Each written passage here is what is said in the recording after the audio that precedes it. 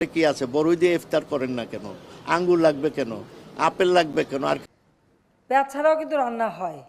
মিষ্টি কুমড়া দিয়েও খুব ভালো বেগুনি না বানায়, মিষ্টি কুমড়া দিয়েও বেগুনি বানানো যায়।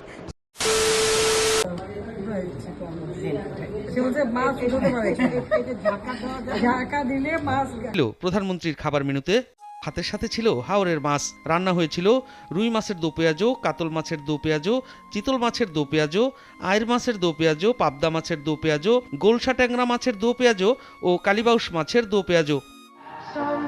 এছাড়াও ছিল শোল মাছ ভুনা, বাইন মাছ ভুনা, চিংড়ি মাছ ভুনা, বোয়াল মাছ ভুনা, বাছা মাছ ভুনা, রিঠা মাছের ঝোল, পাঙ্গাস মাছের ঝোল, মসুর ডাল, সঙ্গে ছিল মুরগির মাংস, হাঁসের মাংস, খাসি ও গরুর মাংস এবং নানা জাতের পিঠা, সালাদ ও রসমালাই।